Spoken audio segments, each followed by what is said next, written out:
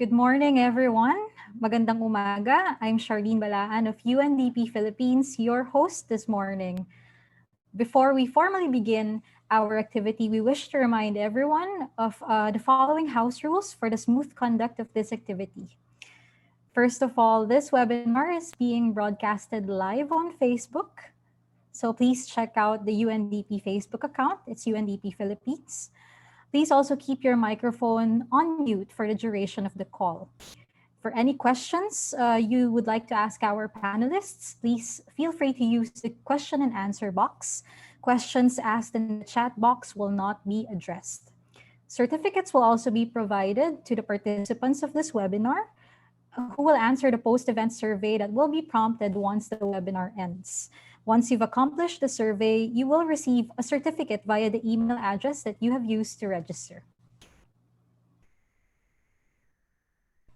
Again, thank you so much, everyone, for joining us this morning. This is the fourth webinar under our Reimagining Inclusive Innovation in the Post-COVID Philippines series. In the past, we have covered grassroots innovations and their importance in our recovery to the pandemic, data governance, and public sector innovation, and how local governments mobilized resources to mitigate the socioeconomic impacts of the pandemic, especially to the most vulnerable. A few days ago, the Philippines marked the first year since the country went into lockdown in an effort to mitigate the spread of the pandemic. A whole year into this so-called new normal, while for some it only meant accepting the new parameters of human interaction, either through screens or from a safe distance of 2 meters and with 3/4 of our faces covered with face masks, for many, this new reality upended millions of lives as COVID managed to spread to nearly every corner of the world. Much has been said about the irreversible impacts of COVID and how the pandemic has revealed not only inequalities in our societies, but also the unsustainable patterns of production and consumption on which we have built our economies. The recently launched UNDP 2020 Human Development Report calls for all of us to redesign paths for human progress by fully accounting for the dangerous pressures we have put on the planet. Today's webinar, entitled Building Better for a Greener Future, aims to stir the discourse on recovery and building forward better. We have brought together experts who will provide insights into the importance of aligning the Philippines' recovery plan with green initiatives in order to ensure a sustainable and resilient future. This is not just a series of webinars, it also doubles as an action-oriented policy research initiative where the reflections, insights, and lessons gained from the discussions will feed into the creation of a policy brief on inclusive innovation set to be released this 2021. But before anything else, we would also like to thank the UK government and the Development Academy of the Philippines Graduate School of Public and Development Management and Dean Lizan for jointly organizing this activity with the United Nations Development Program. Without further ado, our first speaker today is the resident representative of UNDP here in the Philippines. Dr. Selva Ramachandran, a Malaysian national, is a seasoned development practitioner with more than 27 years in the development sector. Prior to his term in the Philippines, he served as a UNDP resident representative and country director of UNDP Sudan from 2015 to 2020. Here to welcome us all, we have Dr. Selva Ramachandran. Over to you, Dr. Selva. Thank you. Thank you very much, Char. Good morning, colleagues and friends. I'm really looking forward for active discussion in today's webinar. Let me welcome all of you, as Char mentioned, to the webinar on building better for a greener future. All protocols are observed. I'm not going to mention any names. All names, speakers' names will be appropriately acknowledged as we move on. But having said that, I would like to take this opportunity to express my sincere thanks to the speakers and discussions for agreeing to play a role in the webinar. Special thanks to the UK government for the support in conducting the webinar. Thanks a lot, Ambassador Bruce, for the generous support, and thanks, Tom, for participating from UK. We have diverse participants in the meeting today, right from the government, development partners, civil society organizations, academia, the private sector, and UN agencies. Our aim through the webinar is to bring together experts and stakeholders to provide insights on the importance of aligning the Philippines recovery plans with environmental objectives to ensure a green, sustainable, and resilient recovery. It has been a year since the outbreak of the pandemic. And as the COVID-19 pandemic continued its deadly march across the globe, it also created a new normal that affected millions of lives. Global human development is on course to decline this year for the first time since UNDP developed the concept and its measurement in 1990. The UN in Philippines, in collaboration with Philippines Institute for Development Studies, undertook a study in 2020 which forecasts that Philippines, like the rest of the world, will have a reversal in its human development achievements by an average loss of 5 years. Aside from the irreversible impacts of COVID-19 on health, the pandemic revealed the deeply rooted inequalities permeating our societies. In a span of a year, we found ourselves in an unprecedented situation where parallel threats of health and economic and social crises have left countries struggling to contain the pandemic and provide immediate support for the many people affected by the associated macroeconomic slumps. A recent UNDP survey showed that many households earning below 10,000 pesos lost all incomes during lockdowns. Estimates from International Labour Organization further revealed that 10.9 million workers in the Philippines, equivalent to 25% of total employment, have had their livelihood disrupted, with women, youth, the poor, and the informal sector being particularly impacted. While the swift response by the Philippines government to provide cash to most vulnerable helped them survive COVID-19 in the immediate term, the slow pace of the recovery means millions will continue to need social protection in short term. The convergence of the COVID-19 pandemic, the ensuing economic crisis, and the perennial climate crisis pose immense challenges with far-reaching, multidimensional impacts in the country. People and nature are interdependent, and one cannot exist without the other. Therefore, we must begin pursuing both economic growth and advancing human development in a way which will also ease the pressure we have placed on the planet. Scientists warned for years that unrestricted deforestation, the illegal wildlife trade would lead to an uncontrollable pandemic. We are faced with stark choice as we attempt to recover economically from COVID-19. The first one is to build back to normal, which entails continuation of the unsustainable growth pattern that led to rise in temperature, caused pandemic, left millions in poverty, or we could build forward better with policies that promote green growth, protect biodiversity, and embrace renewable energy while creating jobs. There is no dichotomy in this challenge. Our future is not a choice between people and the environment. It is neither or both. I'm confident that here in the Philippines, we will continue to recognize the period of recovery as a unique opportunity to build back better and rebound strongly by ensuring that recovery plans are green and sustainable. There is a lot to be done to set us on the right track. Regardless, it is important for us to push forward and rebuild and recover better. While the economic, social, and environmental shocks aggravated by this pandemic could be significant, it also allows us to rethink options and opportunities to build back our economies and institutions in better and smarter ways. Now more than ever, we need integrated solutions to uproot inequalities, build a new social contract, rebalancing nature, climate and economies, and using digital technology and innovation to help speed up and scale the transformations to enable the recovery of jobs, health systems and economies, to build resilience to withstand future shocks. Our response to the COVID-19 crisis must be centered on well-being of our people and our planet. Driving change to protect both the health of people and natural resources is key to a future that does not repeat the crisis we are in today. Jumpstarting a green recovery with more decent jobs and resilient societies is crucial to building back better. The return for investments is significantly high when we focus on green opportunities.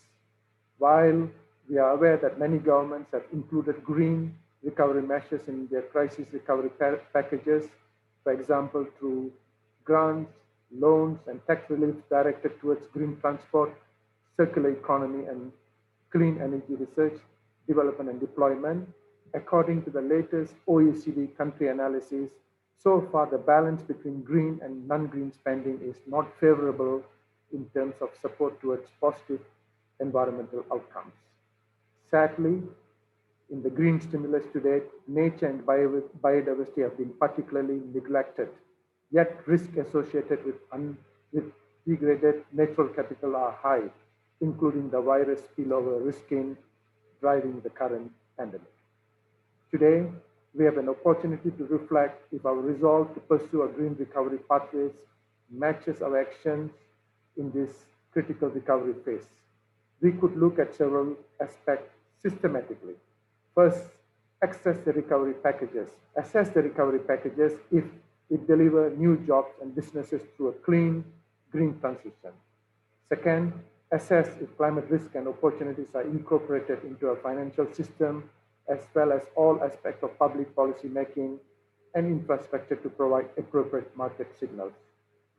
Third, it is equally important to ensure private sector drives a shift from the gray to green economy and makes societies and people more resilient. This means incentivizing private sector, promoting innovation at a considerable pace, and igniting people's entrepreneurial spark and spirit. This is the time to leverage finance to invest in green recovery. Finally, I would like to underscore the importance of tracking progress through pertinent, comparable, and timely data to enable enhanced action on green recovery.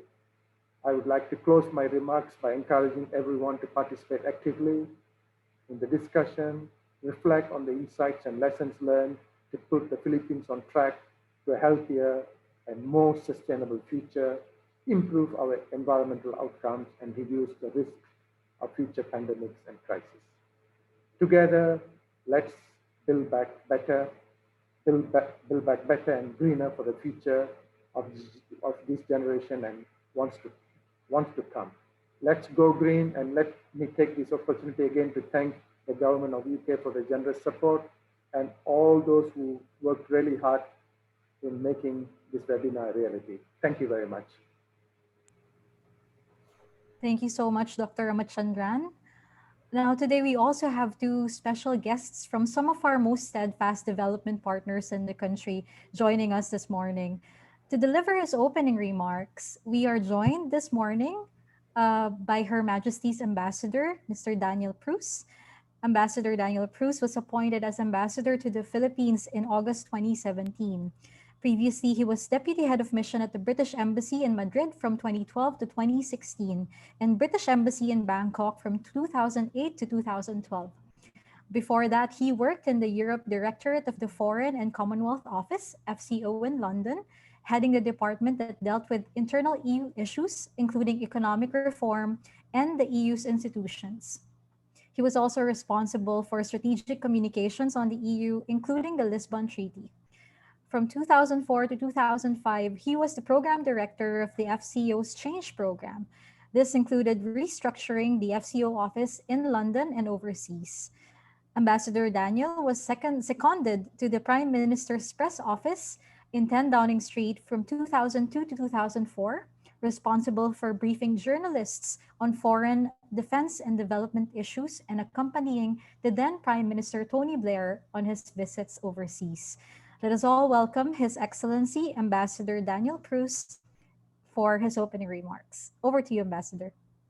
Thank you very much for that very kind introduction. Good morning, everyone. Magandang umaga sa inyong lahat. It's a great pleasure to join you all this morning. And the Embassy, of course, is delighted to support today's webinar on building better for a greener future with the United Nations Development Programme and the Development Academy of the Philippines. This is, of course, an increasingly important topic in the midst of the pandemic. The UK and the Philippines, alongside governments around the world, have been facing the unprecedented challenges of COVID-19. And beyond the tragic and widespread loss of life, COVID has also pushed economies, particularly in those countries that are most vulnerable, to the very brink, with increased unemployment and disruption of business operations. The challenges seem enormous, but as we reconstruct our world in the new reality, it also gives us an opportunity to build back better and to build back greener. So we now have a once-in-a-generation chance to lay the foundation for a genuine, greener recovery. Sustainable growth that creates jobs and provides improved social services while also addressing the important concerns on climate change, environmental degradation, and biodiversity conservation. United Kingdom, as incoming presidency of the COP26 climate change talks, is seeking to galvanize ambitious climate action globally. And we are in particular focusing on 5 key areas, which I'd just like to run through now. Firstly, the question of embracing the enormous clean growth opportunities of energy transition, and doing so by accelerating the transition from coal to green energy. Across Southeast Asia, including in the Philippines, renewable energy is increasingly cost competitive with fossil fuels and has the potential to meet growing energy demand at a lower cost than coal power. And indeed, countries which build new coal plants now face the very real risk of locking in higher costs and higher emissions for decades to come. Instead, by prioritizing renewable energy development, we would increase jobs in the sector to 42 million globally by 2050, a quadrupling compared to today. Our second priority area is around transport and driving clean transport forwards by speeding up the phase out of petrol and diesel engine vehicles from the roads over the next generation and supporting zero emission vehicle innovations.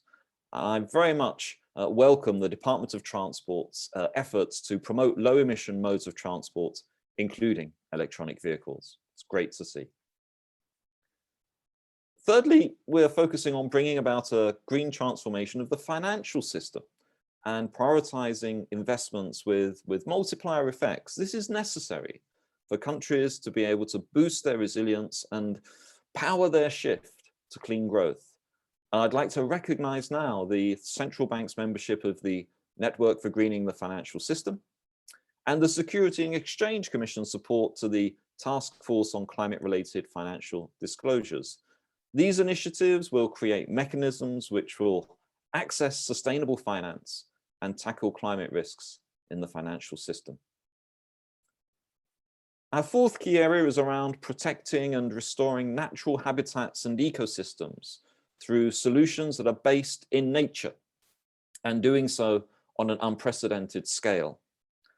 This is vital to safeguard our climate, our air, our water, and our way of life for future generations. Nature-based solutions could provide a third of the cost-effective mitigation needed by 2030 to stabilize temperatures to below 2 degrees. And then our fifth and final area is around adaptation and resilience, helping communities prepare better for the impacts of climate change. We need to make a step change in investment in this area, in insurance and expertise, particularly in vulnerable countries such as the Philippines. In the UK, we're seeking to lead by example. We have put into law our net zero targets. This requires the United Kingdom to bring all greenhouse gas emissions to net zero by 2050. And in December of last year, Prime Minister Boris Johnson announced the UK's new target to reduce greenhouse gas emissions by at least 68% by the end of the decade, compared to 1990 levels, and achieving this through our nationally determined contribution, our NDC, under the Paris Climate Agreement. This target is amongst the highest in the world and commits the UK to cutting emissions at the fastest rate of any major economy so far. sets the UK on the path to net zero by 2050, and a target that we've pursued because science told us that this was required and that we needed a plan to get there. And I think we all need to move faster along this path. Our efforts to rebuild our economies from the pandemic will have a profound impact for the future. And inaction or a simple resumption of business as usual will have very negative consequences. We are in a race to seize the opportunities for a green recovery and to achieve net zero. It's a race that none of us can win on our own. We have to work as a global community to realize this important objective. I'm very conscious as I speak that the Philippines is currently finalizing its first nationally determined contribution, and I'm optimistic that this will put forward ambitious new commitments. And in doing so, the Philippines would be supporting wider action across Asia on climate change. We've seen significant progress in the last 12 months with more and more countries committing to achieving net zero emissions, and with the likes of China, Japan, and South Korea making commitments last year. Along with the direction of the new United States administration, the political landscape on climate change and net zero has shifted dramatically. And the United Kingdom believes that with the right elements in place, the net zero plan will facilitate adoption of the technologies of the future to support socio-economic growth and resilience, which are compatible with achieving the new and better normal that we all hope for. So I'll conclude my remarks there, and in closing, I hope very much that the discussions today will serve as an inspiration to everyone to better chart the pathway to a clean, resilient, and sustainable future. So I wish you all a very rewarding discussion over the course of the coming hours. Thank you very much for your time. Maraming salamat. Thank you. Thank you so much, Ambassador Cruz. And indeed, the UK government is at the forefront of the thrust for green initiatives and nature-based solutions across different sectors globally. And we look forward to continuously collaborating with the embassy as we push for a sustainable recovery in the Philippines.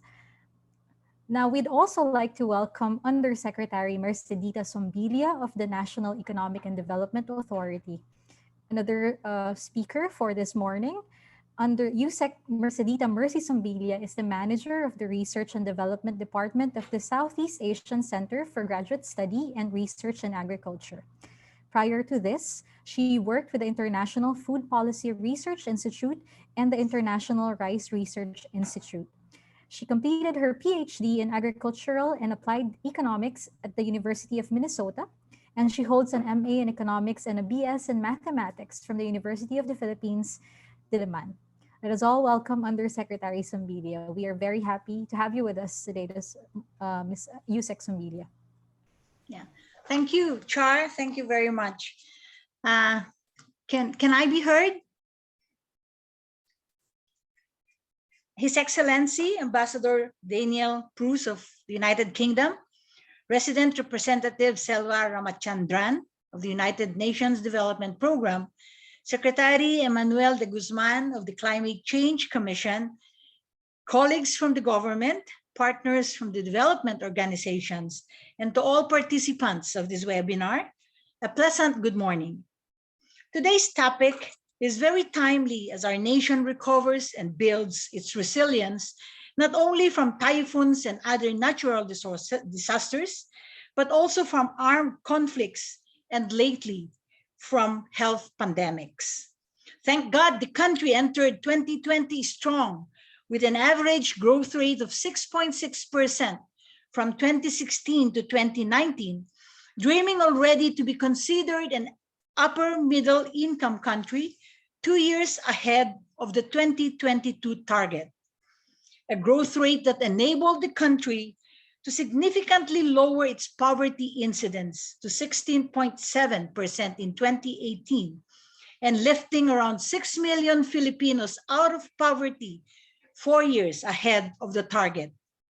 The multiple risks that took place, the emergence of COVID-19, which prompted the government to make the difficult decision of imposing community quarantines as it put a premium on saving lives and protecting communities from the virus, the natural disasters such as the Taal volcano eruption that greeted us in January 2020, and the chain of typhoons that concluded 2020 reminded us all that we are still fragile. The subdued economic activities and erosion of past gains no doubt created big dent to socioeconomic well-being. It likewise stalled a bit our dream of becoming part of the upper middle income countries sooner. These disasters, including the current pandemic, are clear demonstrations of the close interrelationship of the environment and the economy that could be injurious because of these unsustainable practices of humans that degrade natural resources, denude forests, disturb habitats, pollute soil, water, and air, and cause the emergence of many zoonotic diseases such as COVID-19, totally unknown to current science. We need to be more resilient. We need to change. In view of these impacts and economic setbacks, the government remains steadfast in pushing for concrete measures and policy reforms to build back better, greener, and smarter. We cannot overemphasize that our natural resources play a vital role in sustaining our country's development.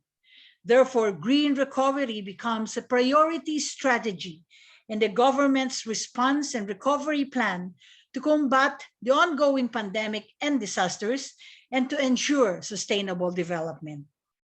The updated Philippine Development Plan 2017-2022 has been formulated to steer a green and sustainable recovery towards the achievement of a healthy and resilient Philippines. It incorporates concrete strategies, interventions, and policy responses, including green strategies that would facilitate transition into the new normal, foster adaptive recovery, and build socioeconomic resilience. Green recovery strategies include strengthened, scaled up, and innovative actions and nature-based solutions to enhancing ecological integrity, accelerate infrastructure development, promote green technology and resource use efficiency, and build safe, resilient, and sustainable communities. The plan pursues actions that serves as a bedrock for the country's recovery from the adverse impacts of the present pandemic and lay down the groundwork to better prepare for future risks. To transform these strategies into implementable actions, the government has also prioritized several green investments that promote low carbon transport and renewable energy. There are 25 of these projects that are included in the government's list of infrastructure flagship projects. There are also around 273 priority projects and programs amounting to a total investment target of 159.2 billion, which focus on environmental protection and rehabilitation. I would also like to highlight that among the strategies of the updated Philippine Development Plan is to accelerate the implementation of measures to promote sustainable consumption and production. In this regard, the government spearheaded the formulation of the Philippine Action Plan for Sustainable Consumption and Production, or what we call PAP4SCP, which aims to serve as the guiding framework to influence and steer sustainable practices and behavior across sectors and levels of government, as well as at the household and individual levels. Moving forward, the appropriate plans and strategies to warrant a green recovery are already in place. We must now all work together to execute and advance these strategies to ensure that the country will be able to regain rapid economic growth with environmental protection and conservation in the forefront. When we are all doing our part, there is no doubt that we will indeed be building better for a greener future. One that is healthy and resilient for our generation and for many generations to come. This webinar serves as a great opportunity for us to be inspired and to envision the needed path to reach the goal of this PDP 2017-2022, which is the foundation to achieve the long-term vision of a matatag, maginhawa at panatag na buhay para sa lahat. For this, I would like to congratulate the UNDP and the British Embassy for organizing this event. I express my utmost gratitude for inviting NEDA to be part of this webinar. May this webinar be a successful and a fruitful one to help us move faster to a greener economy, which we all now aim for. Thank you at mabuhay tayong lahat. Thank you so much, Yusek Sombilia. And we were also very grateful as during the last 2020 Human Development Report that we launched last January, NEDA was our steadfast partner for that. So thank you so much. Now, before we move forward to our panel discussion, we would like to welcome Ms. Yemi Werkey, the Senior Policy Advisor of UNDP Philippines, who will give a short presentation on demystifying green recovery. Ms. Yemi leads the Impact Advisory Team, which is responsible for policy research, partnerships and pipeline development, and which also houses the Accelerator Lab and the Pintig Lab of UNDP Philippines. Turning over the floor to you, Ms. Yemi. Thank you very much, Char. Good morning, everyone. Delighted to be here today and most welcome to this webinar series. First slide, please.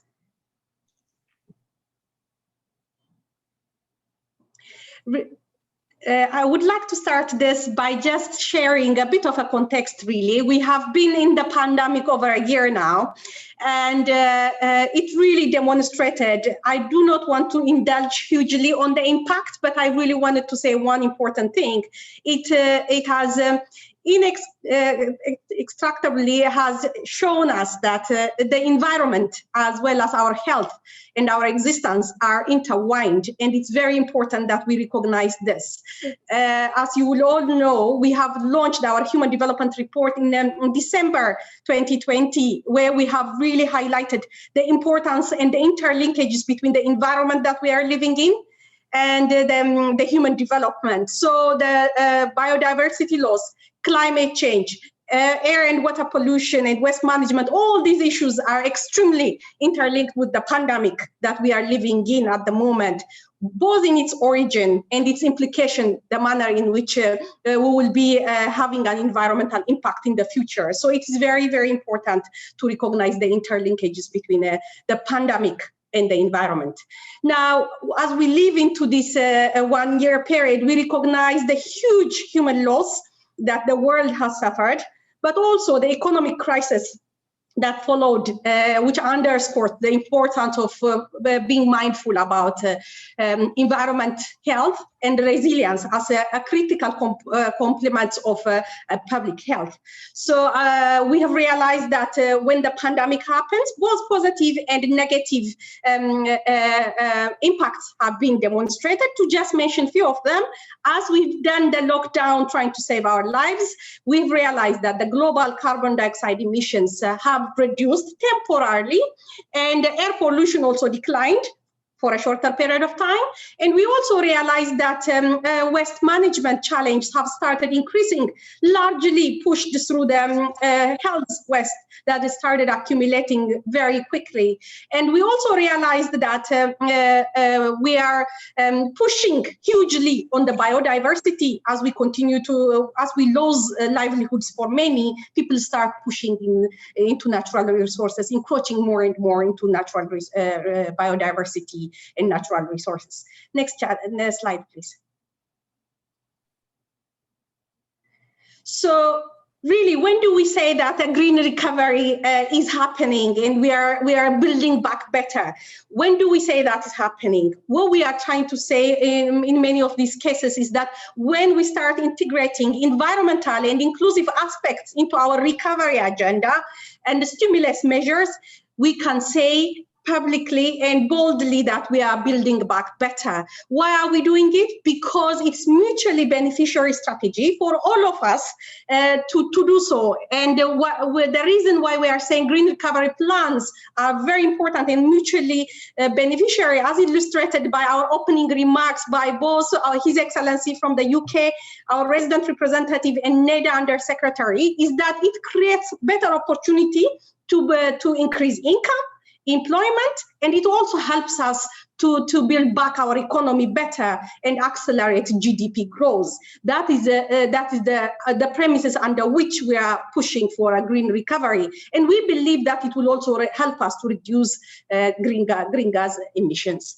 The socioeconomic benefits of green recovery plans are not only limited to income and GDP, but we believe that it would help us to have a better health outcome. It will also help us to reduce cost of energy.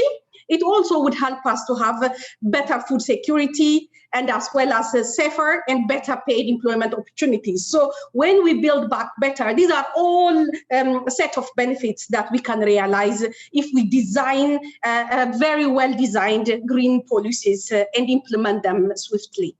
Are we really building back better is the real question we need to ask today ourselves and be honestly responding to that.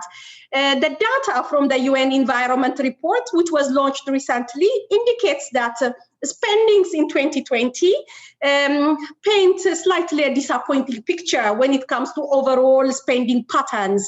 Most of them were on non-green spendings.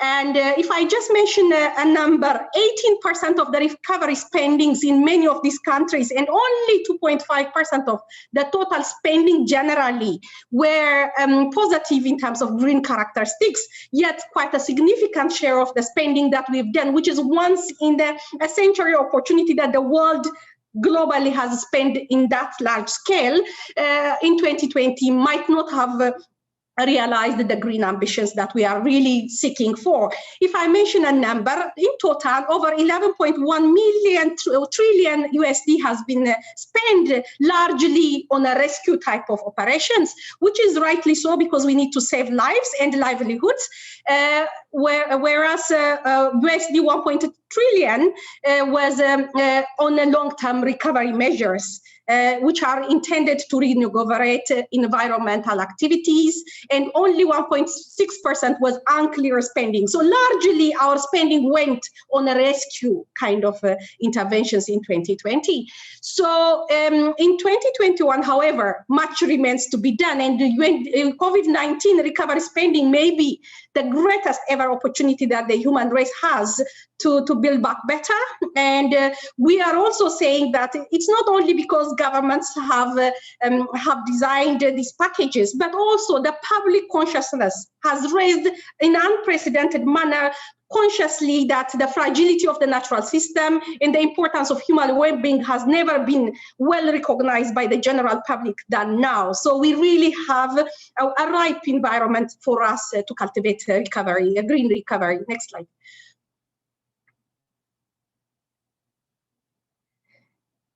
Now, while 2020 was what it was, as I discussed earlier on, 2021 has still an opportunity for us to act better and raise our ambitions for a green spending.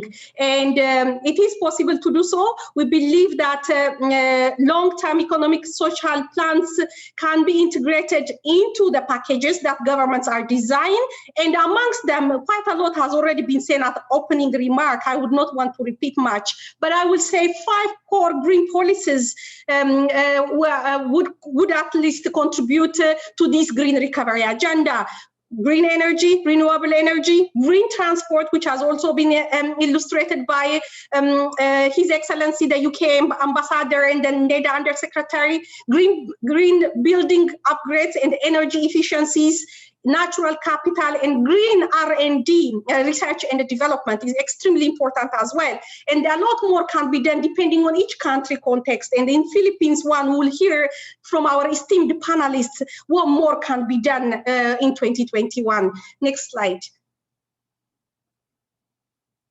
while we look at the whole of the global spending patterns for stimulus, we realize that countries have been spending their stimulus or using even instruments such as tax reduction or subsidy, grant, loans, interest-free loans, and so forth as an instrument.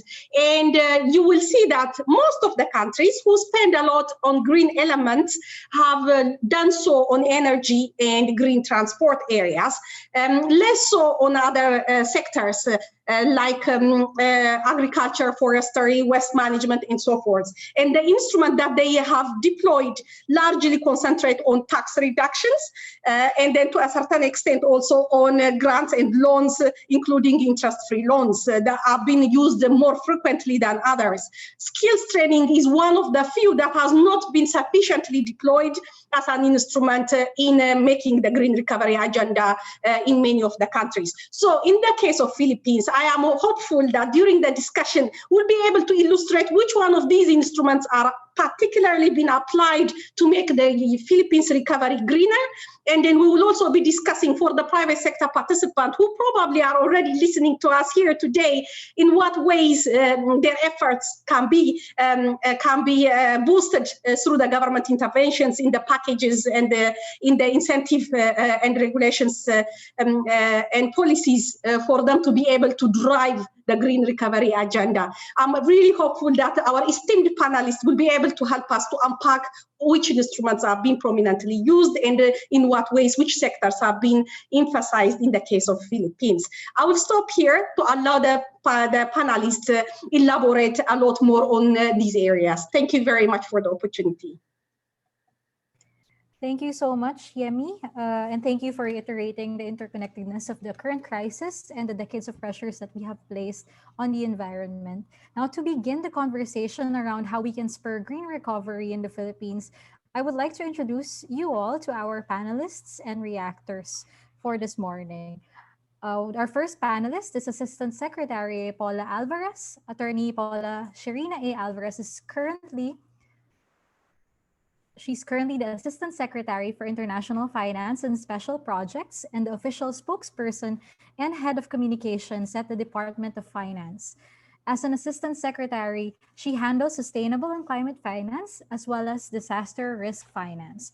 She also manages special projects such as the Interagency Task Force on Marawi Rehabilitation and the Interagency Task Force on Infectious Diseases.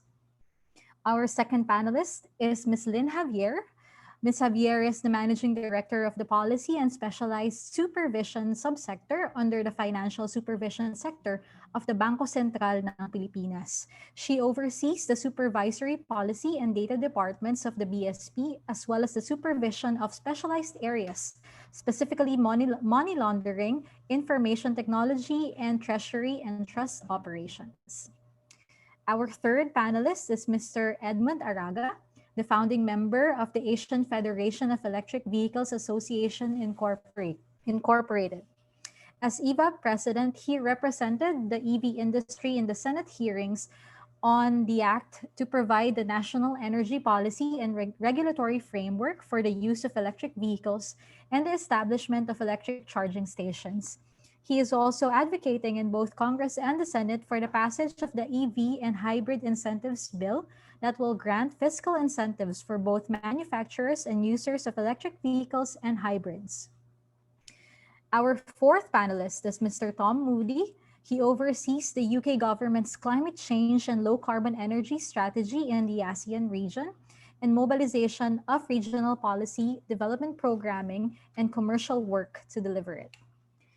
After the panel discussion, we will be joined by two of our reactors. Our first reactor is Mr. Albert Magalang, presently a Division Chief of the Climate Change Service of the Department of Environment and Natural Resources, and concurrently the Head Secretariat of the Philippine Designated National Authority for CDM under the Kyoto Protocol of the United Nations Framework Convention on Climate Change.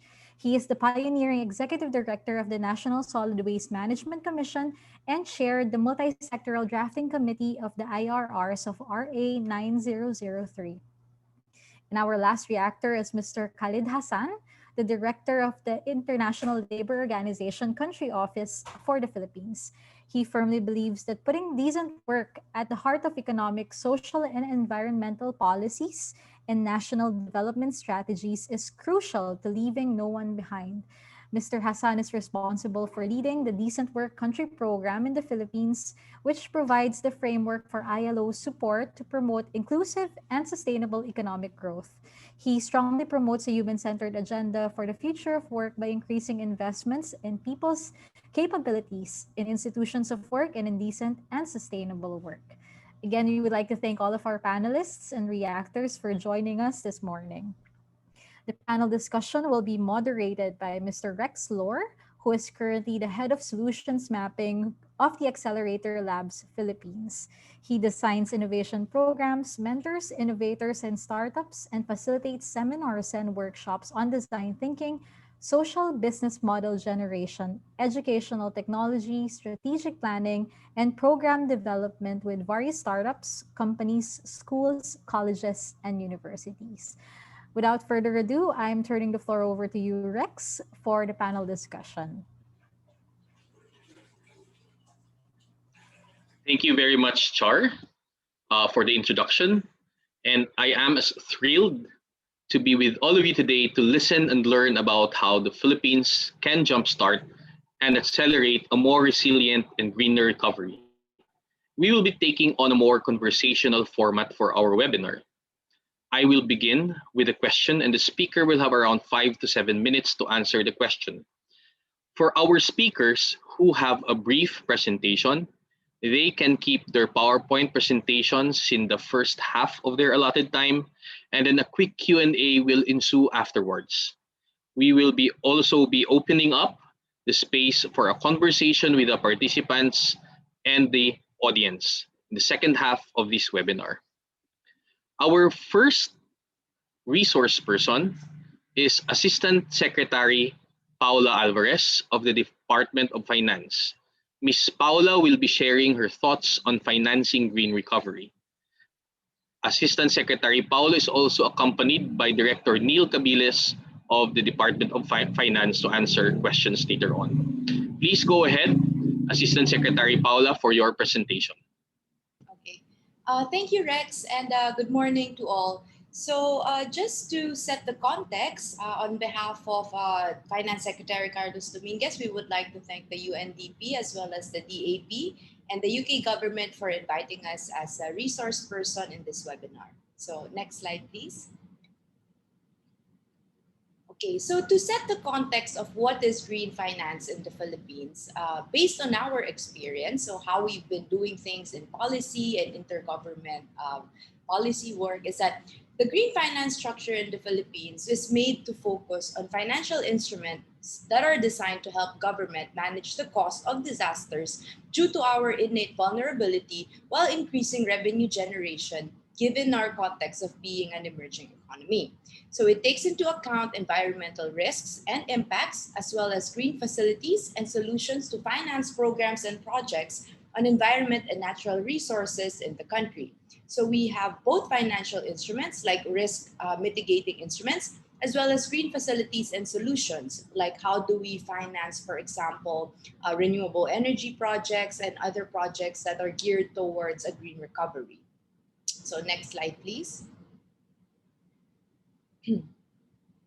Okay, so when we talk about incentives, as I think would be discussed by our panelists later on, one of the things that emerging solutions or emerging technologies and companies always ask government is, do we have fiscal incentives to help boost their industries to help green recovery? So in the Philippines, what we have been doing now is the Department of Finance, as part of its tax reform measures, has been pushing for the passage of the CREATE bill. So it is actually now awaiting the signature of the president. And this CREATE bill includes within itself, although it's not specifically couched in a green or in a sustainable language, what it provides are tax incentives that would address the gaps in terms of Philippine tax incentive system. So what it will do is it will create a criteria and regulations that will guarantee tax incentives which are performance-based, strategically targeted, time-bound, and fully transparent. So in the tax incentives criteria, these are fully aligned with the Philippine Development Plan or the Philippine Development Agenda, which was earlier discussed by Undersecretary Zumbilya. So this includes, but is not limited to, number one, activities that will significantly create jobs and promote countryside development. Number two, activities that adopt adequate environmental protection systems and sustainable strategies. And number three, activities that would introduce new technology and innovations, promoting the attainment of the Sustainable Goals or SDGs. So this new bill removes policy uncertainty, which hindered investors from locating in the Philippines for years. So aside from the tax incentives in the CREATE law, a number of different bills are also pending in Congress. And some of them are actually laws already, which only just needs implementation. Like, for example, the Green Jobs Act and other incentive providing laws that now we need to coordinate between interagencies so that we could implement the law fully, or we could include items that should be included that wasn't included because these laws were crafted way before the mainstreaming of sustainable or green finance. So next slide, please. Okay, so moving on to the different existing policies, aside from incentivizing sustainable development in our country, the Philippine government already has existing initiatives and other policies that we want to put in place. So, what's happening? Okay, so one of the things that we've been doing is trying to integrate an intergovernment panel that would actually harmonize all the climate change and sustainable policies within the government. Because the stand of the Philippine government or the current administration is that climate change doesn't exist in a vacuum. You need to take it into consideration together with disaster risks as well as development issues, especially those in the rural areas. So one of our initiatives is to create the interagency task force that we wanted to call the Green Task Force, which would harmonize policies between different government agencies. So an example would be harmonizing policy between, for example, the Department of Energy, the Central Bank, the Philippine Department of Finance, and the SEC in order to help them attract more investments or more to make it easier, for example, for renewable energy developers to invest in the Philippines. So in fact, we recently signed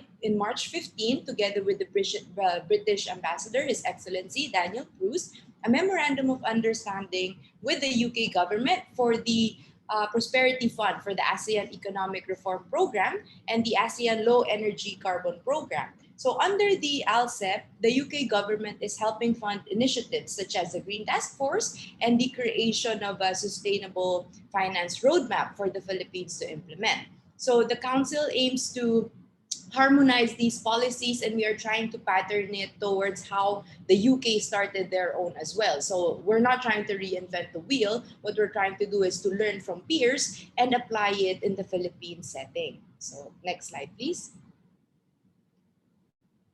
So another initiative that we have is the Public Investment Program Online and the National Integrated Climate Change Database Information Exchange System. So this serves as the primary enabling platform of the CCC in consolidating and monitoring data and information on climate change and climate action from sources and actors coming from both the public and private sectors and other stakeholders. So the NICD supports and strengthens the country's institutional approach and both national and international reporting processes. So the primary components of the NICDs includes GHG inventory, measurement, reporting, and verification system for climate change mitigation, national and local climate change action plans, climate finance, including the climate change expenditure tagging, and climate reports. So these two platforms is what the CCC uses to integrate all government programs in relation to climate change. But again, as we said earlier, the Climate Change Commission alone cannot do the job. They actually need the help of other government agencies to craft better policies and to implement them as well. So that's why we have an interagency approach towards mainstreaming climate finance and sustainable finance in the Philippines. So next slide, please. So another initiative is that the Philippines has led the development of a standardized climate change typology and coding structure for the use in planning, budgeting, monitoring, and reporting of public climate change expenditures. So this was started in 2013 with the CCC and the DBM.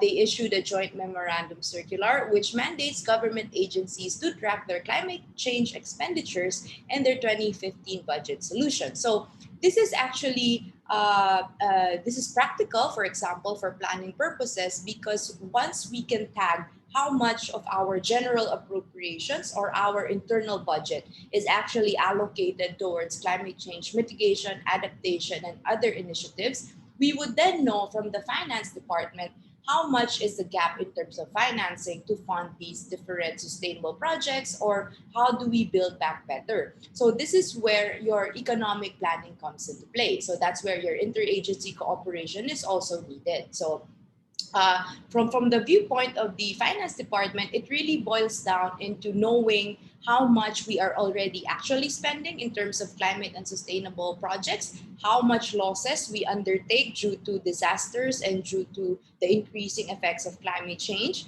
and what else do we need to do. So that's how we know how much we need to fund and how we're going to fund them, given that we are also recovering post-pandemic. So next slide, please. So again, the climate budget tagging is an important additional foundation, and it is actually in line with the commitments of the Department of Finance in international platforms such as the Coalition of Finance Ministers. So the Coalition of Finance Ministers is a platform of different members of different countries of finance ministers, and we try to take into consideration the Helsinki principles. And the Philippines is actually championing principle number 4, which takes into account climate change and macroeconomic planning, fiscal spending, procurement, and other macroeconomic policies. So this is also where the Philippine National Determined Contribution comes into play, because now, while we're awaiting the signature of the president, we can actually look into what different policies we can put in place to help implement our NDC, and that's through mainstreaming of climate policies. So next slide, please. Oh, okay, so that ends my presentation, and I will be staying for your questions. So we give back the floor to Rex. Thank you very much, Assistant Secretary Paula. That's a very, very insightful presentation there. I just have one very, very quick question for you. And this is something that I would like to jump off from the presentation of Yemi, and then of course your presentation. And this is regarding on opportunities for other sectors, because you're talking about convergence here. Other than tax incentives, what other opportunities are there to encourage private sector to steer capital towards investment that support sustainable and green recovery? And looking at also at the potentially supporting the implementation of the NDCs. Please go ahead very quickly. Thank you. Yeah, that's a very good question, actually. So what we want to look into now is how do we help industries recover post-pandemic? So you have a lot of businesses, you have a lot of micro, small, and medium enterprises that are really having a hard time coping up. And even if the government provides policies to extend credit, for example, extend credit loans, it's just there are certain sectors, for example, like the tourism sectors, which will have a really hard time bouncing back. So what do we do to help them recover with the Green Recovery Program? So now you have different platforms for financing. You have the GCF, which is open to private as well as public investors. You also have the capital markets. Now everyone is interested in funding projects with ESG, environmental, social, and governance structure. Everyone wants to have a blue financing to help us recover, to help us help our oceans. There are also social and economic items in terms of, for example, funding farming, for example, urban resiliency. That's another form of sustainable finance. So what we're trying to look into now is how do you actually help the public understand that if they convert, for example, their business towards something that is geared sustainable recovery, or something that's geared towards a green green lens, then they could have so many financing solutions to help them. And some of them are even free money, but it's just a matter of helping them understand what can they do to their businesses to make it fit these requirements. So it's really more on educating, for example, what can they do? Because there's so many items, but then right now, it's very vague for them. They don't understand how they can do it. So this is where, platforms like this, for example, can come into play so that stakeholders can better understand what they can do to recover using these sustainable tools. Thank you very much, Asek, Paula. And that also at the same time points back to the presentation of VM and different instruments, which is like looking at that gap of capacity development, right? So I'm now very interested because I want to segue from your presentation right now with the DOF and with that of the BSP, because I think the BSP will be providing us with that kind of frame. So for our next speaker, we have with us Lynn Javier, the Managing Director of Bangko Sentral ng Pilipinas. She will be talking about the Philippine Sustainable Finance Framework. So let us welcome her. Please go ahead, Ms. Lynn, for your presentation. Yeah, thank you, Rex. Thank you to the UNDP and its partners, the British Embassy Manila, as well as the DAP for inviting the Bangko Sentral to be part of this webinar series. So on the next slide, please. In April last year, the Bangko Sentral ng Pilipinas issued Circular Number 1085, otherwise known as the Sustainable Finance Framework, as one of its concrete steps in mainstreaming sustainability in the banking system. The framework provides broad expectations for banks in embedding high-level sustainability principles in their risk governance, risk management system, and strategies in banks' operations. The framework issued by the BSP actually follows the United Nations Environment Programme schematic diagram of sustainable development, which covers a full spectrum of sustainability, including green, governance, and social economics, elements that are integral to the country's recovery. It is worth noting that the framework is an enabling rather than a mandatory regulation, because based on the experience of the BSP, mandating financial institutions to commit to certain targets or allocate certain percentage of the loan portfolio, it doesn't really embed the principles within the operations, and they just see it as a compliance exercise. So at this time of crisis, we have given banks the flexibility. It affords them enough room to adjust to the new normal and consider their risk appetite amid the current uncertainties. Considering the possible significant adjustments in the bank systems, operations, and business models, the framework provides a 3-year transitory period from the effectivity of the circular, but we're cognizant that some of our large banks, large players, are already considered as first movers in this space.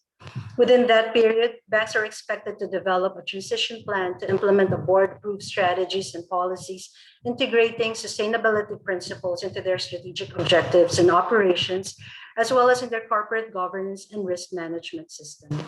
Next slide, please.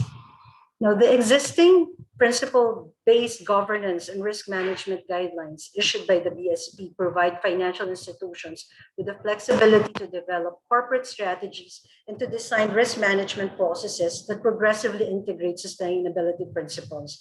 We have issued corporate governance expectations early on and risk management guidelines. Now, these are foundational elements in terms of building on their E&S risk management system. For instance, the credit and operational risk management frameworks provide guidance for our supervised financial institutions to consider environmental factors or natural disasters in the conduct of stress testing exercises and in their business continuity arrangements.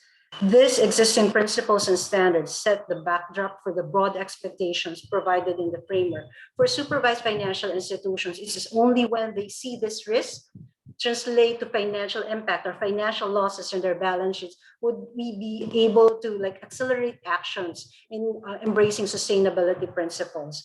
Now, the circular actually has 3 key provisions. The first one is on the board and senior management's role in leading and institutionalizing the bank's adoption of the sustainability principles. In particular, the principle highlights, among others, the role of the board in promoting a culture that fosters environmentally and socially responsible business decisions. This approach is consistent with the other approach of the BSP in introducing risk management standards because we wanted to promote accountability at the board level. The tone at the top is very important because even though the personnel or key officers understand the value of this proposal or this proposition, if it's not without adequate support or buy-in of the board, we'll be seeing limited actions in this space. Now, the framework's second key provision is on the adoption and implementation of the environmental and social risk management system. The ESRMS refers to policies, procedures, and tools to identify, assess, monitor, and mitigate exposures to ENS risk. The ESRMS should capture the bank's risk appetite. This means that the scope and complexity of ESRMS shall be commensurate with the level of risk associated with the bank's portfolio. Again, we are adopting an overarching principles of the principle of proportionality in embedding sustainability principles. That is, the principles and the actions expected of bank should be commensurate to their risk profile, size, and complexity of operations. Now, the framework's third key provision is on the disclosure requirements.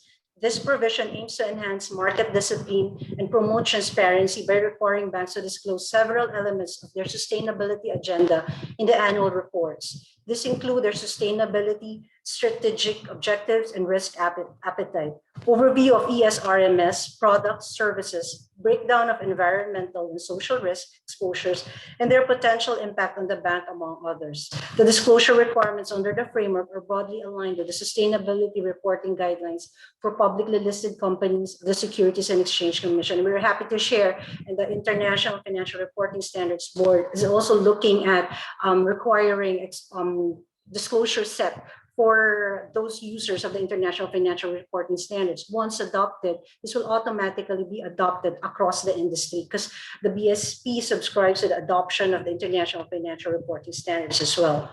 In the next slide, the BSP believes that practicing what we preach can usher our supervised financial institutions towards the universally shared vision and goal of achieving sustainable development. That's why we adopted the Sustainable Central Banking Program, wherein we wish to champion sustainability in the financial system by fostering environmentally responsible and sustainable policies and work practices within the organization.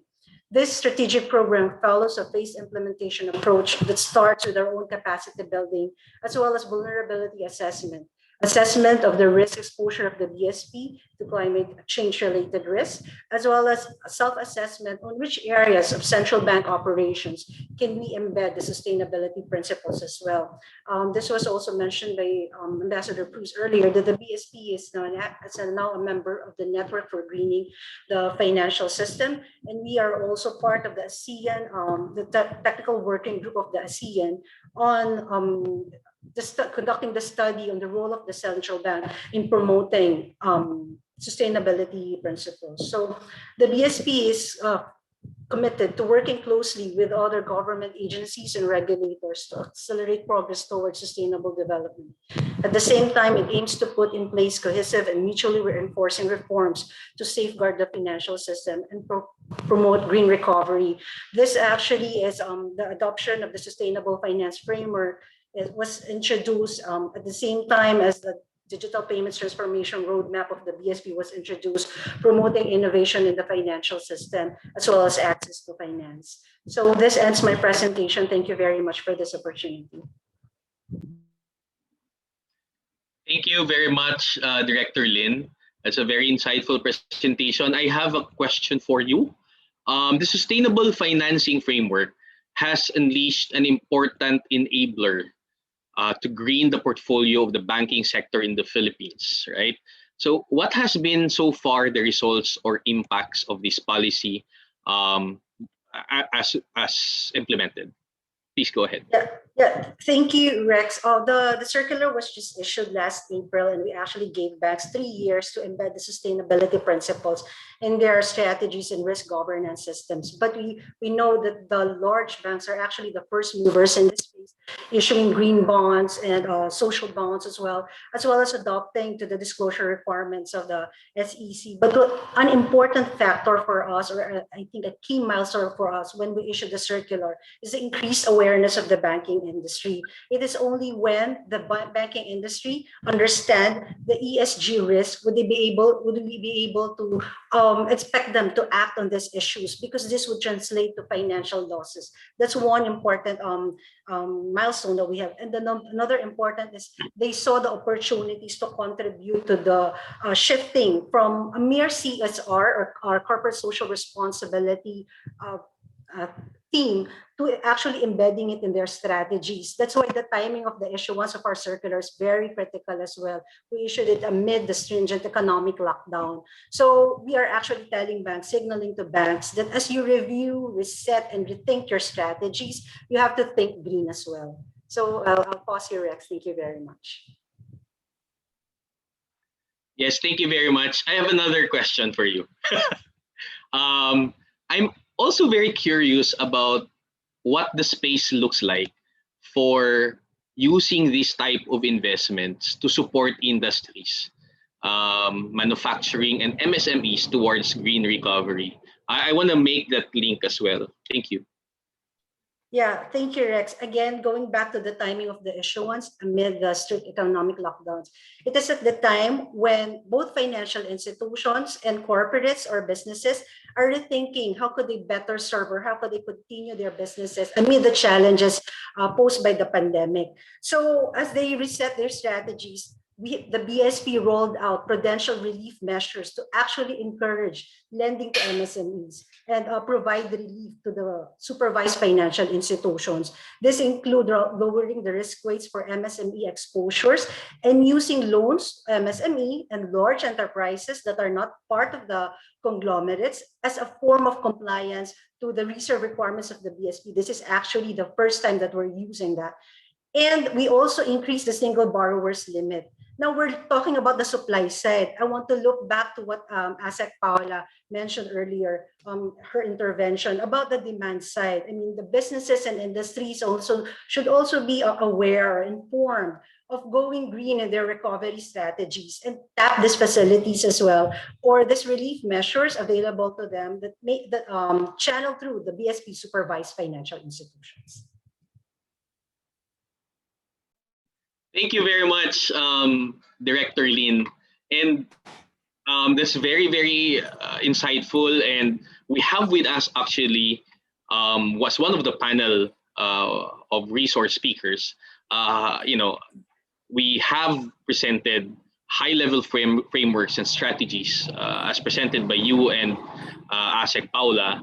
But we also would like to hear from those who are into the work of pushing green mobility solutions in the country. And this is a segue for me to this next speaker, who is our third panelist of the day, and is none other than Mr. Edmund Araga, who is the president of the Electronic Vehicle Association of the Philippines, who will talk about the experiences from the transportation sector.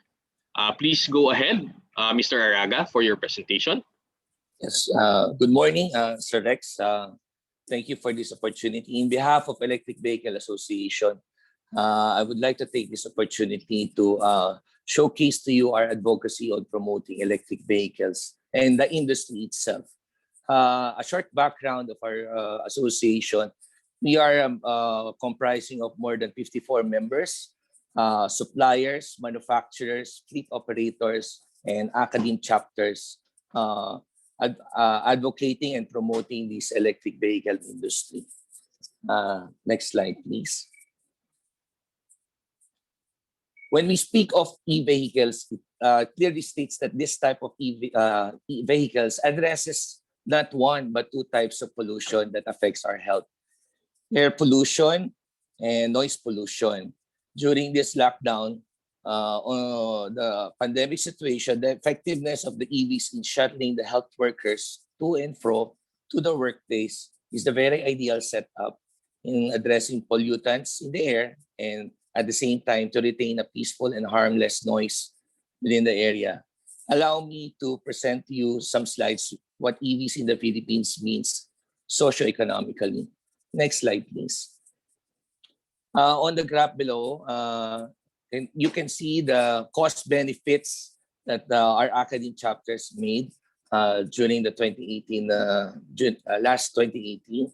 in addressing concerns on what are those factor rates that might consider on using EVs in terms of health benefits, in terms of energy security benefits, in terms of greenhouse gas social benefits, and in terms of avoided energy imports.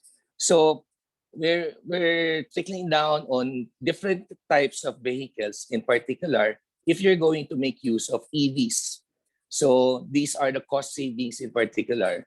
And as you can see on the graph up, using of the EVs change to a different scenario on an aspect that it would be more greener on specifically on urban cities.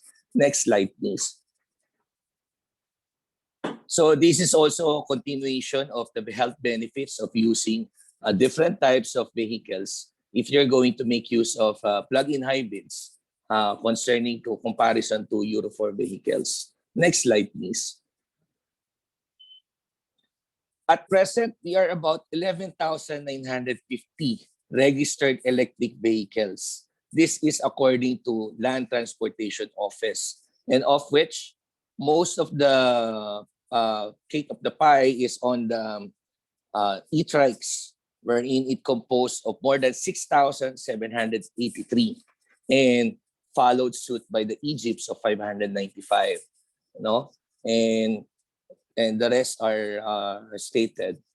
In terms of estimated jobs that it generated as of 2019, e-trikes approximate of about 2,800, as also compared to e-jeeps of still the job generating on manufacturing e-jeeps of about 1,700. So it goes to show that local manufacturing of e-jeeps and e-trikes at place gives us job creations. Next slide, please. Of the potential job generation benefits by 2030, these are the projections that we are talking of in terms of if we're going to establish 20,000 e-jeeps and 29,000 e-trikes through 2030. And it could generate more than 64,000 jobs per year of e-trike per production and 168,000 of job generations for the e-jeepney production. That is only for the manufacturing side. We never consider it on the fleet side, on the corporate, on logistics. We have to factor in other sectors that would sum up on producing job generations. Next slide, please. So in summary, actually, we're looking at the programs being given by the government. We're collaborating with them through PUB modernization program under the technical committee or under Bureau of Philippine Standards, TC 89 on establishing standards. We're collaborating with DOE on the term of reference in terms of renewable energy and its charging stations. And all those we want to address with for us to come up with a more effective industry. And in such, we are lobbying for incentives, fiscal and non-fiscal incentives. That is part and parcel of the Senate Bill 1382 of Senator Gatchalian and the House Bill of 4075 of the House Congress. So we are pushing for local manufacturing and addressing the public transport system. And indeed, we are lagging behind with other countries in terms of EVs, but we are in particular with the public transport system. And job generations indeed will be testified on manifested on manufacturing of local e-jeeps and e-trikes in particular. So looking forward to work together with the government and see what an industry and Department of Finance and DSP can help us on attaining such financing, addressing concerns of the manufacturing, addressing concerns of the suppliers, addressing concerns on the infrastructure of the charging stations. Thank you, and that's all. Thank you very much, Mr. Araga. And it's a good connection there from the different presentations a while back. Let's park it there, but we will definitely jump into that type of conversation later on with the Department of Finance and Bangko Sentral ng Pilipinas, right? It's a wonderful topic that we can pursue later on. But I have a question for you. And this Yes. is related to the current situation we have right now. The transport sector has been most affected by the pandemic, Yes. with restrictions in mobility, specifically, especially now with the recent surge, right? So there's another mobility restriction that we are experiencing, and of course the limited economic activities happening. In the same vein, this has provided an opportunity for the public to advocate and adopt a more sustainable transport solutions. So we see people riding bikes. There's been an uptick in terms of bike sales right now, greater circulation of people walking. How do you think greater uptake of e-vehicles can help the economy and transport sector recover from COVID and contribute towards yeah. more inclusive, sustainable cities? What are top Yeah. actions that you can think of? Go ahead, sir. Yes, as mentioned earlier, during the pandemic, the 3,000 e-trikes that has been deployed on local government units nationwide was a big help on shuttling the health workers for them to have this commuting in terms of going to and fro to their places. And it addresses concern that we somehow help not to elevate the situation on the air and it's on the noise that it is produced if you're going to make use of ICEs. And in particular, we are looking at the probability of appreciating what is in store if using electric vehicles. We didn't stop on educating people. We didn't stop on collaborating with the government on other programs that would help elevate on pacify this situation. That is the private sector is doing, coordinate and collaborate with the government sectors on such programs that we can see fit, that we can help. So that's what we address in. And people are now being aware of what is the benefits of using the EVs. And with that particular opportunity, we never stop promoting. We try to coincide and work with them to the efforts of the government sectors.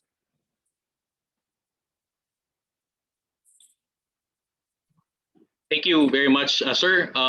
Government, it seems, as you've mentioned, it seems to be a key factor for the accelerated adoption of e-vehicles. How do you think, other than financing, as you mentioned a while ago, how do you think government can do to accelerate this type of adoption in the Philippines, especially that they mentioned that this is an opportunity that we're seeing with the COVID-19 pandemic and the sudden adoption of e-trikes, for example. What are possible entry points and opportunities that you have seen here? Thank you. Actually, there are some government programs that is being installed. Like, for instance, the low carbon urban transport system, working with the Department of Transportation on developing green routes for sustainable cities and key cities. In development routes, this could trigger that the need of shuttling this on a very environmental friendly vehicle using the e-jeeps or the e-trikes in particular. And the regulations itself is much more important in establishing, like having this roll it out to the local government units and addressing issues pertaining to the resistance of the existing jeepney operators and tricycle operators that seeing on us that we are we are a competitor than a helper or a collaborator with them.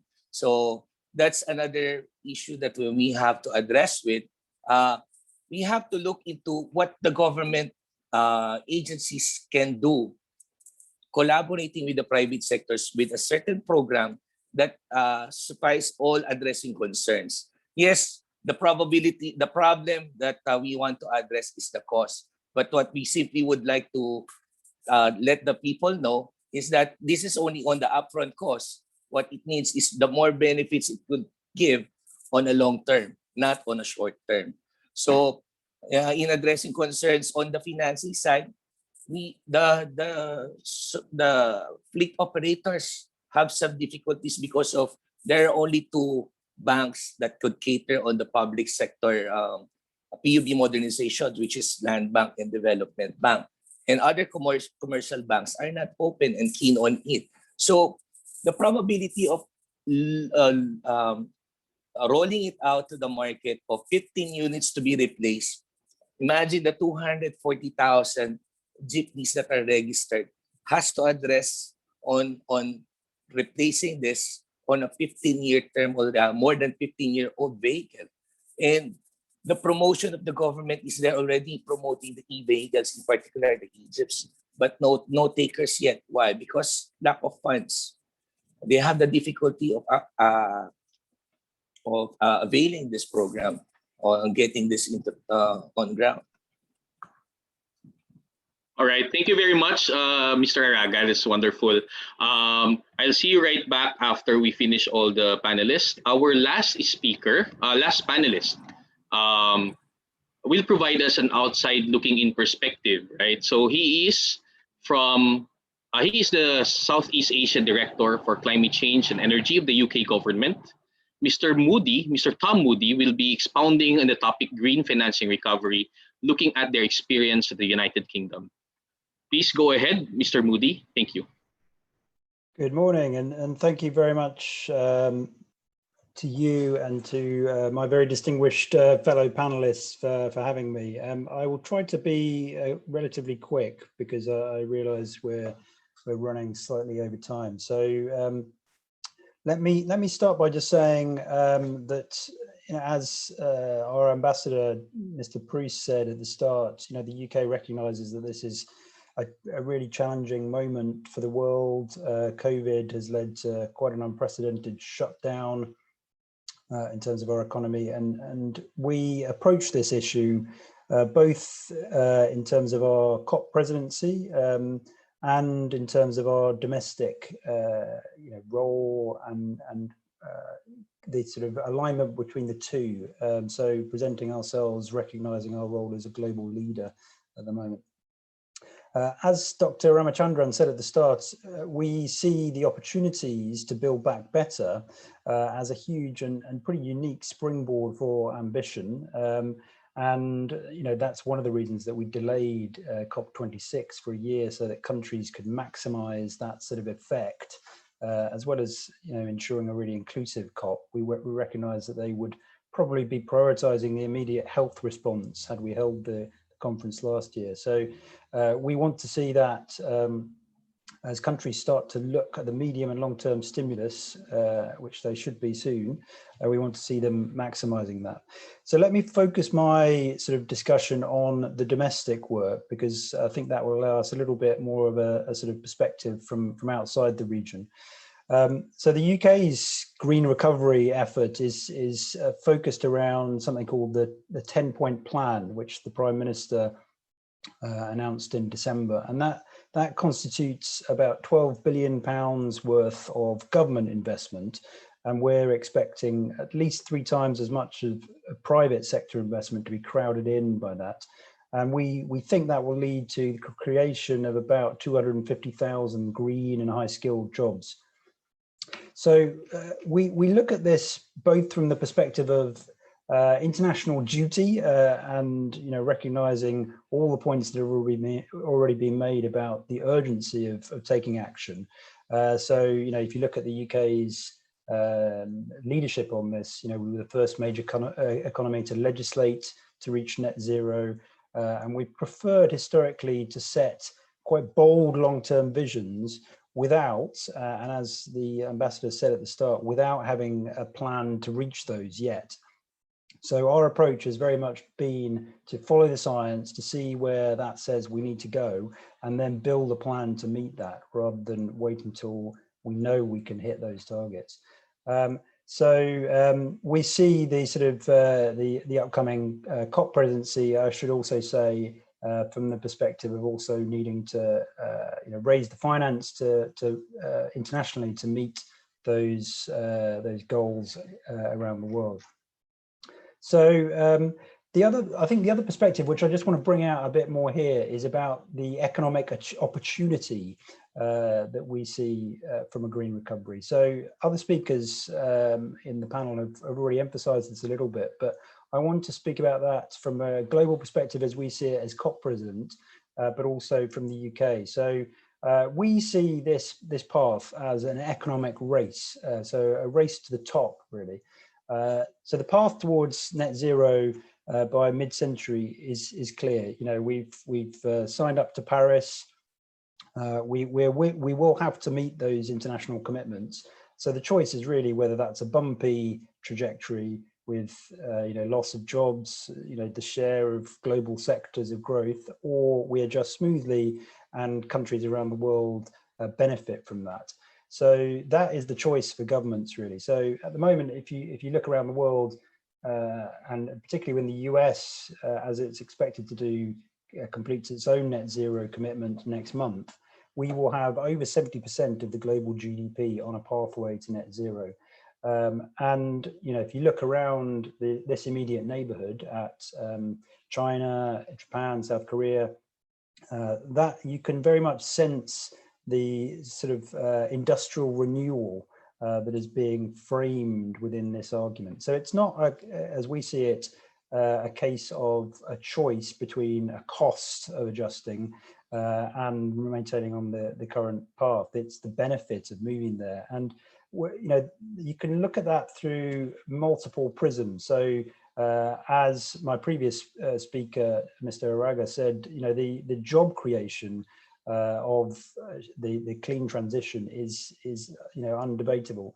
So as well as the EV figures that Mr. Araga mentioned, McKinsey said last year that if you invest in renewables, you create about 7.5 jobs for every $1 million you invest. And for energy efficiency, actually, which also is very labor intensive, you create nearly 8 jobs for the same amount. So it creates a sort of virtuous circle in terms of competitiveness too. So, and I think that there's the other point there that I wanted to bring out a little bit more as well, which is about for countries in this region attracting FDI, foreign direct investment. And if you look at some of the costs that are being achieved for renewable energy in the wider Asia Pacific, there's been auctions for solar in India recently that have fallen below 3 cents a kilowatt hour. And if you compare that to some of the predominant power sources in this region of about 9 cents a kilowatt hour for coal, for example, you can well understand that businesses who are in global supply chains will be making choices based on that very real cost differential. So there is a real case there about that. We talked about the health and societal benefits, and I think what I just wanted to come on to perhaps a little bit was this point about the financial sector realignment. So in the UK, we've taken that sort of ethos of internalizing the wider economic factors around sort of health and society into making the Task Force for Climate-Related Financial Disclosures, those principles mandatory across our economy by 2025. And as my colleague from the Central Bank of Philippines said earlier, this the NGFS is something which is really important to our central bank, the Bank of England, as well. And if you look at the sort of the private sector, it's really adjusting already. So Mitsubishi's decision quite recently to withdraw $1 billion from the Vietnam coal plant, all the sort of fossil fuel companies like ExxonMobil that have written off billions in the last year. So it's a real sort of clear trajectory. I just want to finish by talking a little bit about our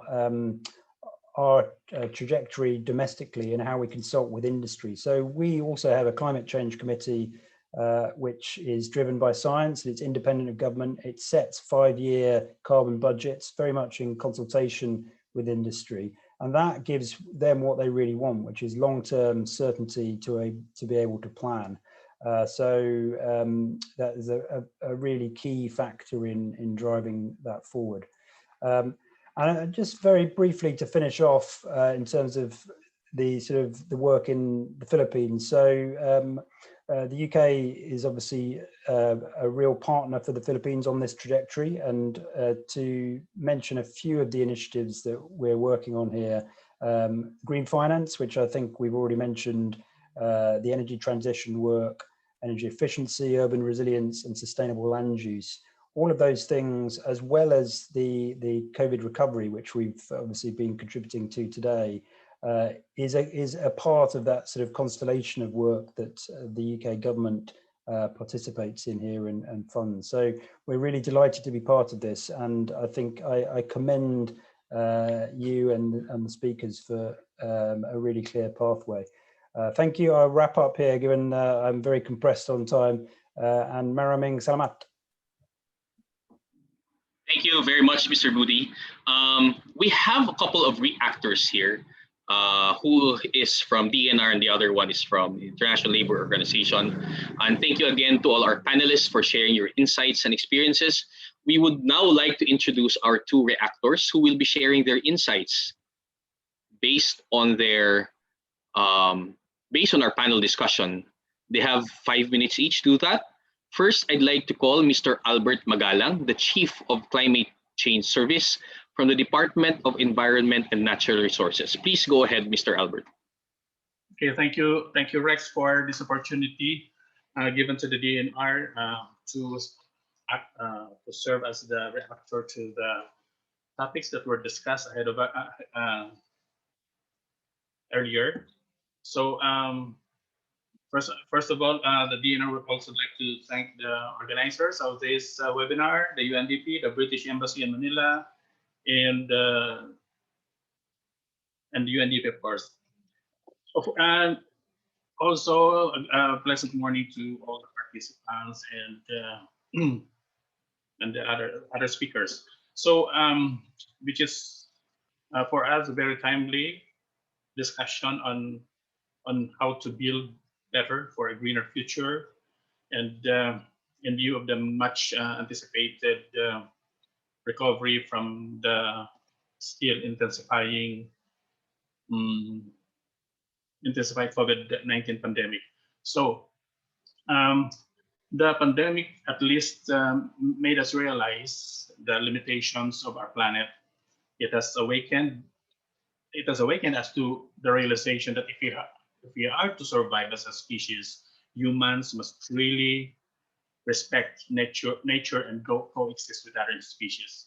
So a green future is not something that we need to happen at some distant future, but we should make it happen starting right now with our generation. So having said this, allow me to respond to the questions as initially provided us to guide today's discussion, starting with how can the Philippines promote a just, sustainable, and resilient development in the post-COVID-19, which I think some of the speakers have already shared their responses to this, but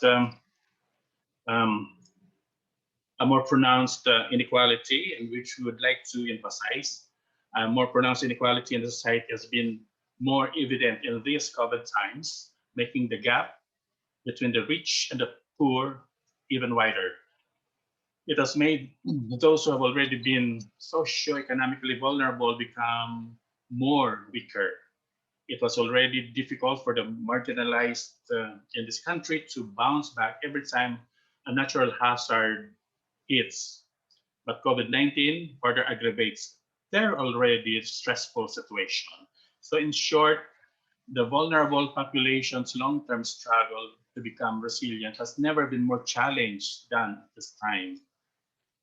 However, the government is also struggling to enable not only a fast and green recovery, but also one which will enable its people to adapt to a changing climate in the long term.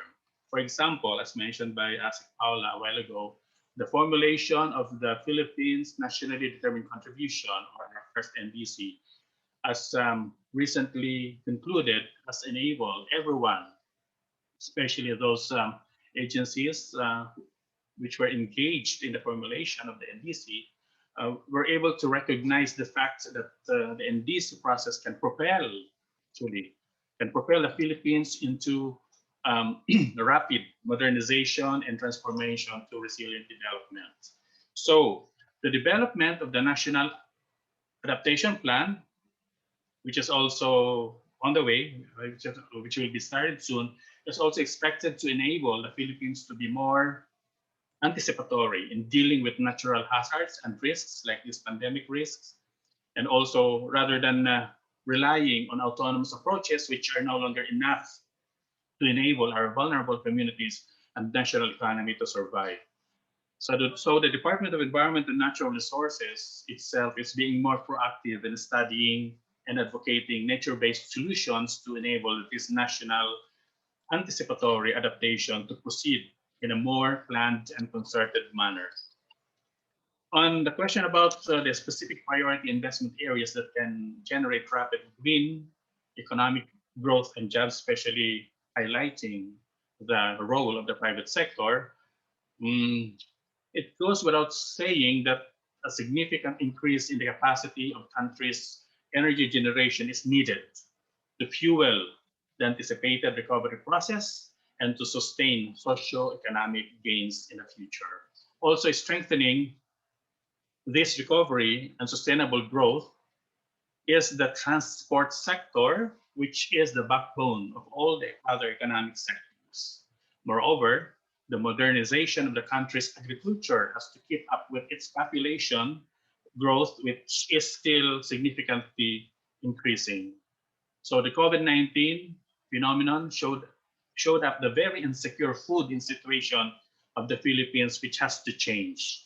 So to complement the needs and increasing the potential of the agriculture sector to produce more, this would require utilizing the significant amount of denuded forest areas, maybe, and degraded coastlines, which can benefit from focused massive reforestation, as we have already stated in our NDC. So and also, we have to take note that as a mega diverse country, the Philippines hosts uncharacterized and unquantified biodiversity resources to date. So this will hold the key to new medicines and other uses with potential commercial value. All of these needs have to be addressed, which are also potential investment areas. So talking about investment areas, the private sector as the engine of economic growth needs to transform these investment opportunities to actual socio-economic benefits, with the government providing the necessary enabling environment and policies like incentivization, and also the government facilitating the flow of the means of implementation from opportunities, like for example, these opportunities being provided by international agreements like the UN Framework Convention on Climate Change and its Paris Agreement. And then the question on how does the Green Recovery Agenda contribute to help the Philippines meet the NDC targets? So as I have mentioned earlier, in the course of the recovery from the pandemic that necessitates more anticipatory socioeconomic development, the Philippines would need to transform its technology base and know-how to reinforce its NDC target. By pursuing green recovery towards sustainable development, the Philippines should also the Philippines will deliver on its unconditional NDC targets, and also further endeavor to obtain the means of implementation committed under the UNFCCC and its Paris Agreement and other related international agreements for its conditional target. And lastly, colleagues, with regards to the question on how can inclusive and sustainable innovations become a catalyst to accelerate green recovery in the Philippines, as I have also emphasized earlier, in order to recover from this pandemic, humans have no choice but to be respectful of nature in order to survive. So to achieve a greener world is to deviate from business as usual practices and means to achieve our economic ends. The business unusual situation requires us to innovate quickly to replace our unsustainable means to survive and thrive. So these innovations, primarily in technology and development approaches, have to be shared to all in a fair, inclusive, and equitable way. A world with a lot of people left behind in the development process only comes back to bother all of us, considering that we share the same limited space we call Earth, making us share the same risks like climate change. That's all, Rex. Thank you so much for this opportunity, and good Thank morning. you very much, Sir Albert. Yes, this is a wonderful message that you spoke about there, especially focusing in inclusive and innovative nature-based solutions. Our next reactor is none other than the country director of the International Labour Organization, Mr. Khalid Hassan. Let's welcome him. Mr. Hassan, go ahead, please. Thank you. Thank you. Thank you. First of all, congratulations to UNDP and the Embassy of the British Embassy for organizing this very important and timely webinar, and expect more will be taking place. The first thing that I would like to say that we have heard about that Philippines has developed quite well comprehensive green economy policy framework. Financial systems development has taken place, to sustainable finance initiatives are there, existing climate finance and tracking monitoring systems are being developed, coordination of the departments was emphasized, that there is that needs to be developed. More coordination is needed in various departments so that they can do successfully implement these things. Then sustainable finance frameworks and were also emphasized in it. Now, when we go to the transport in it, and the striking point for me was the job creation and the resistance to the resistance of the existing workers that it would bring in. So on one side, the COVID has shown that links between the public health, the environment, right, and the economy, and how the economy is responding to it. And now we have a chance, a great chance when the economies restart. This is an opportunity for us to build a greener by building public and private policies should be adjusted to address the current climate and crisis situation that is taking place. But for this to happen, you would be needing a number of steps to take place. Like, for example, essential gender dimension needs to be put into it. The gender issues needs to be, the current occupational green gender stereotypes will persist, and we need to look into that matter. The second thing that was emphasized, which was the resistance from some of the workers' organizations, or the dislocation that it will take place because of the green financing. What should we do about it? Now, what is needed is that you need to have good social dialogue processes, so that a new narrative which we are pushing now for addressing economic resilience, human health, environmental sustainability can be heard in it and understood, and the preparation of those people to take place. So that it is, in fact, we are talking about the future of work. And now, how will the, because of the technological changes that will take place, because of the climate change that is being discussed, because of the demographic changes that are happening in it, what should we do about it so that we create new jobs? Now, for this, we need excellent skills needs anticipation. What are the new skills that will be needed? And do we have the human resource available for those skills in it? From this angle, if we see, Philippines was the first country in the ASEAN to produce the Green Jobs Act. And the Green Job Act was emphasizing on decent work on one side and sustainable and green jobs on the other side. So this could lead us to meet the challenges that we are expecting. So what we need to do now is operationalization of the Green Jobs Assessment and Certification System, which is part of the Green Jobs Act. A lot of work has already been done in it. It needs to be so that the jeepney workers, which will be displaced, or the coal people working in the coal mining and other sectors, when they are displaced, there is incentives for them and there are training programs for them. The second is we need to support the CCC in the nationally developed contribution, the programs around it, and then employment projections in it, then analysis of specific NDC targets and identification of specific just transition measures to manage the impact of it. We also need to pilot the National Green Jobs Human Resource Development Plan. Philippines has developed the HRD plan. Now it needs to be implemented and support will be needed for it. The most important part of it, which will be establishing social protection systems to sufficiently and sustainably support the workers who will be displaced in this process due to the greening or those affected by the climate change.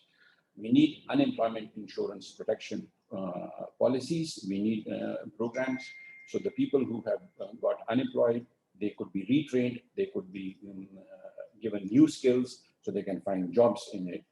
We need to support enterprises, especially the MSMEs, to enable them to transition through this transition that will be taking place and to provide them business development support services. We need to have national and subnational level and ensuring green economy or green decent green jobs and ensuring just transition programs developed for them. The last, sustained social dialogue will be of high importance between the workers, employers, and the government so that a consensus can be built around this way, and then we can implement the successful programs that the Philippines already had, the sustainable finance, the systems that have, and people can take advantage of it. So thank you for the opportunity.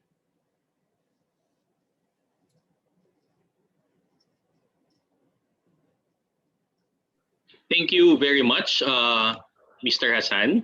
It was an honor to have been able to hear from our reactors about how to build better for a greener and more resilient future.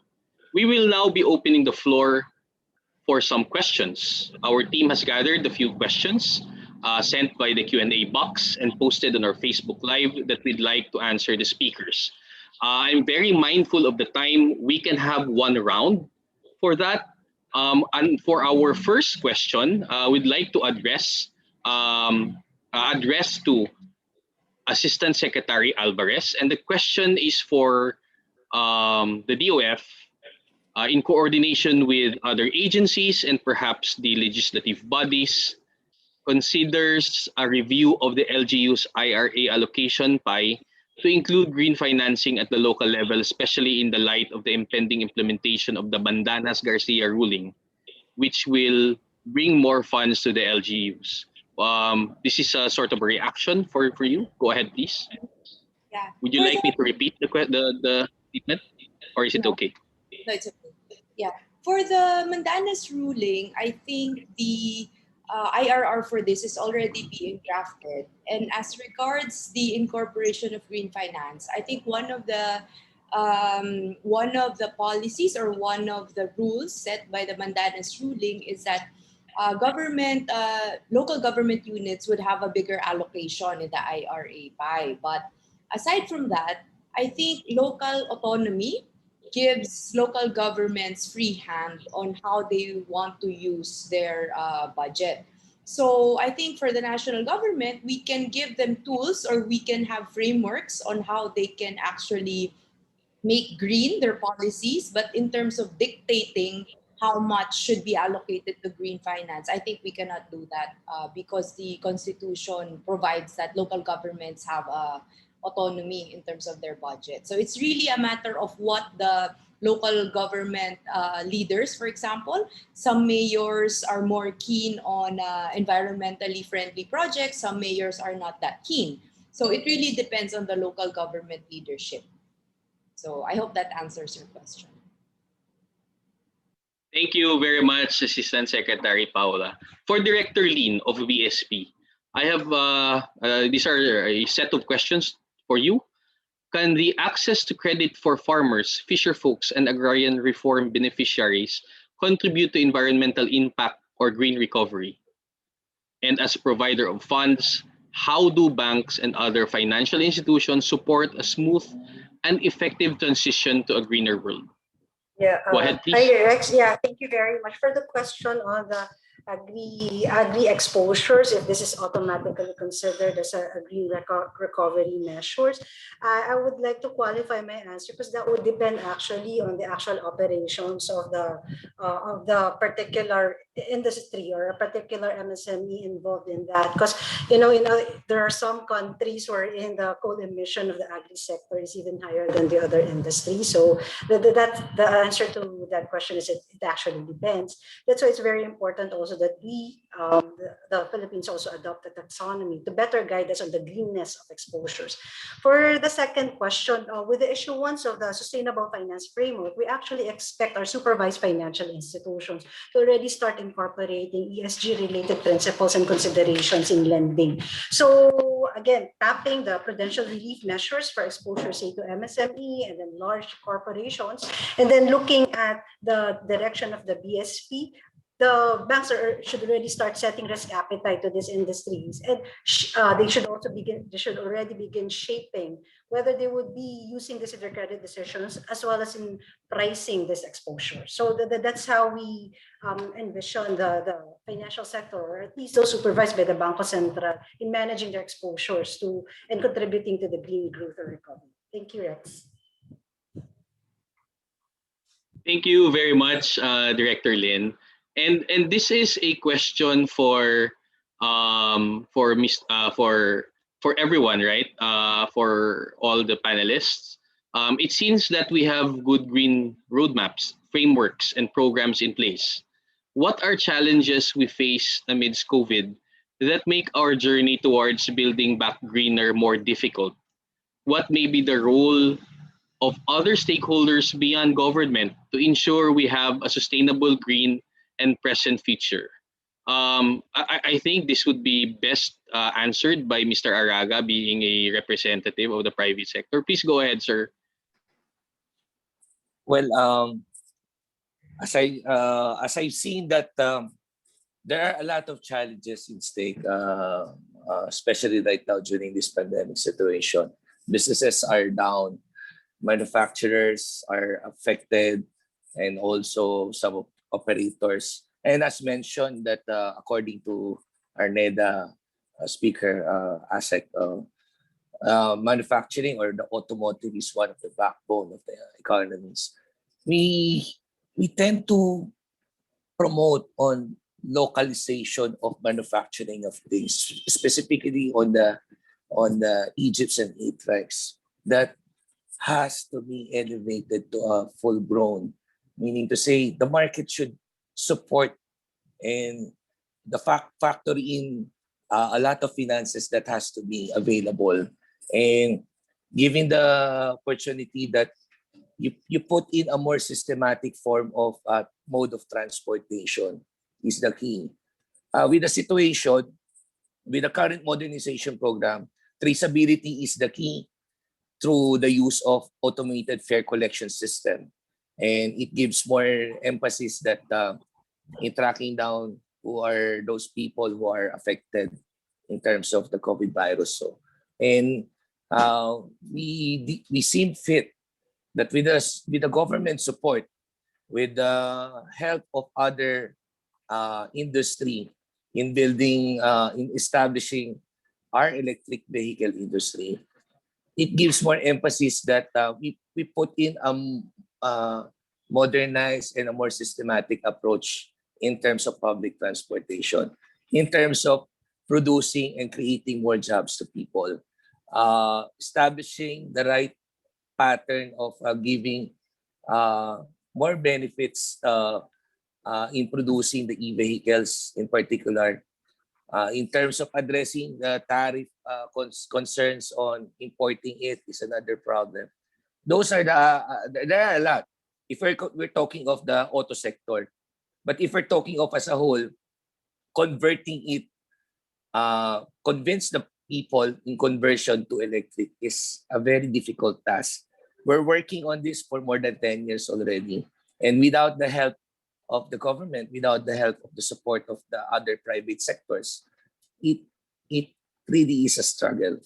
And subsidies and incentives would take into consider on reaching its parity to cost down the units. So that is my take on this. Thank you very much, Mr. Araga. We have one last question, and this is from Robin Klinger Vidra, and this is for our the panelists, right?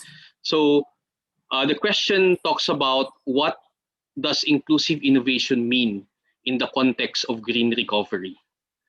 So I would like to pose this question to all of the panelists. Please go ahead, either from Assistant Secretary Paula, Director Lin, or Mr. Araga. Go ahead, please. Okay, so in general, I think green recovery really is something that should be working hand in hand with the private sector and the government. So it's not one sector can do it alone, especially if you look into transitioning.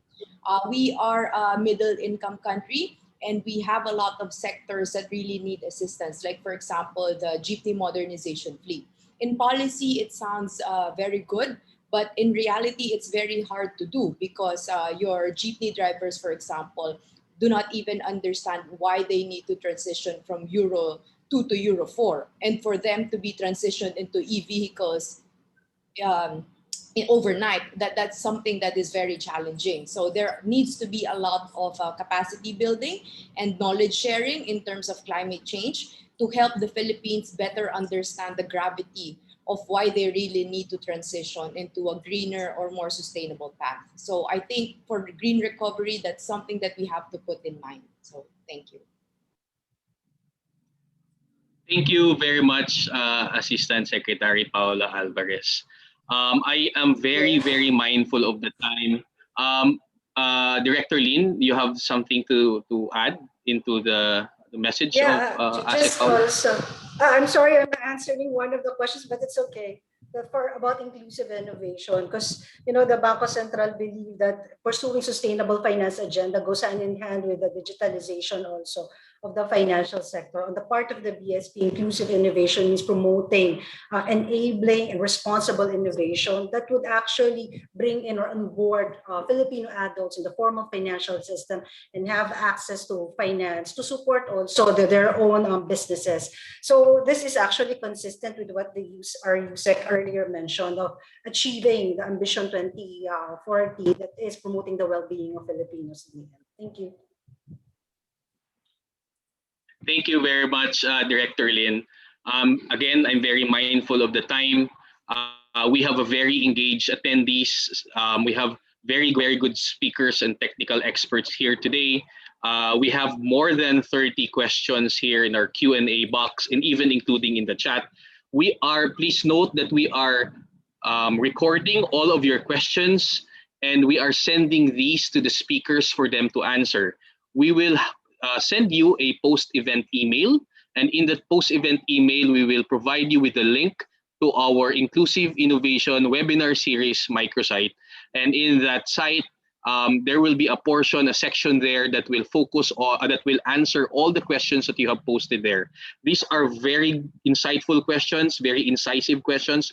We do not want to miss that opportunity to be able to gather answers from our experts today. And so I'd like to turn over the floor to the space to our host, Ms. Char Balaad. Please go ahead, Ms. Char. Thank you very much for the wonderful discussion. Thanks again, Rex. And again, thank you to our speakers and to everyone who have sent their questions as well. Thank you too for moderating today's discussion. And as Rex mentioned, the questions have been recorded and you will be receiving you can actually access the answers via the microsite later on.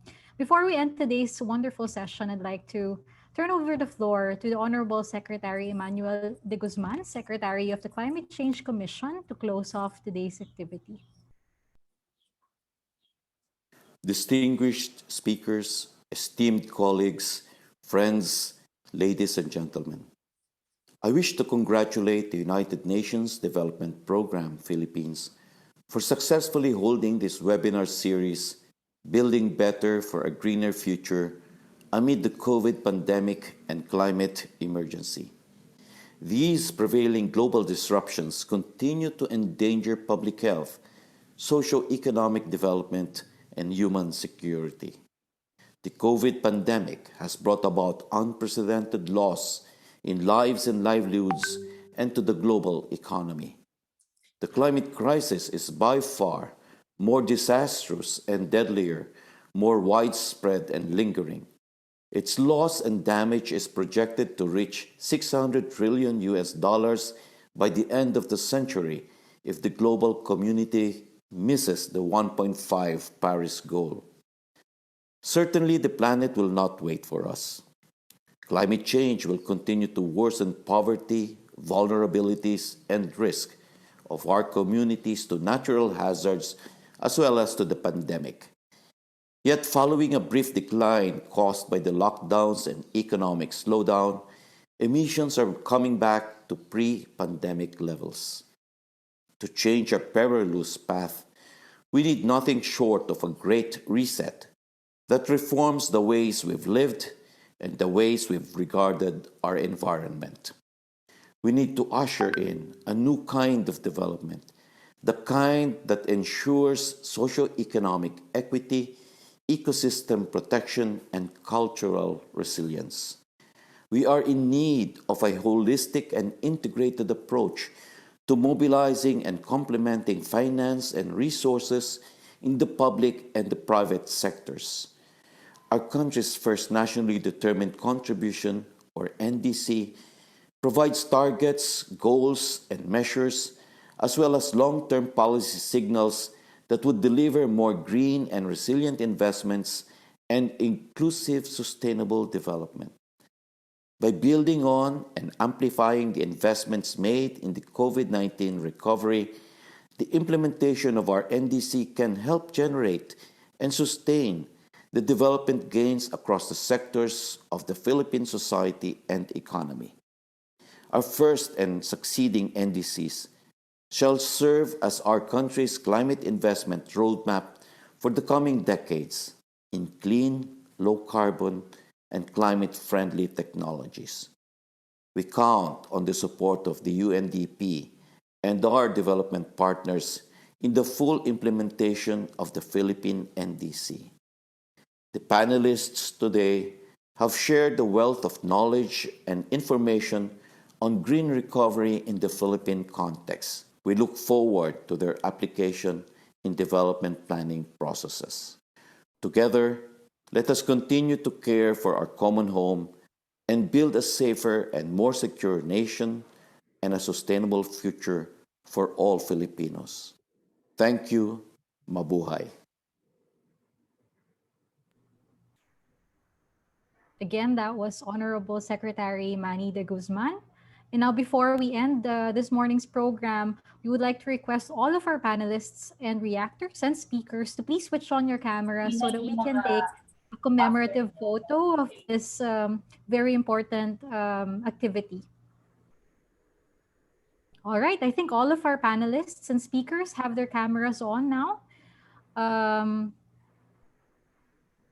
All right, we I'll will be taking a screenshot. Thank you, Char. All right, so everybody smile. 1, 2, 3. Okay. Let's do another one. 1, 2, 3. Keep smiling. Okay, thank you so much, everybody. Char, back to you, please, to close everything off before we end it. Yes, thank you so much, and we hope that all of our attendees, all of the 300 plus attendees this morning, were able to mine some insights from this webinar. And again, just a small reminder to everyone that before you sign off, you are entitled to a webinar certificate. To receive the certificate, you need to accomplish the post-webinar survey after this activity. A link will be provided after you leave that will direct you to the survey. And once you've accomplished that, your certificates will be sent to you via email with the link on where you can download the webinar recording and the presentations of each and every panelist and speaker. Again, we would like to thank everyone for attending, and special thanks to our speakers, to the Development Academy of the Philippines, the UK government, for your contribution and for your participation for this morning's very important gathering. We hope you've learned something today, and we hope to see you all at our next webinar. And again, thank you so much, everyone, and have a good Friday. Thank you, and keep safe, everyone. Thank you. Thank you.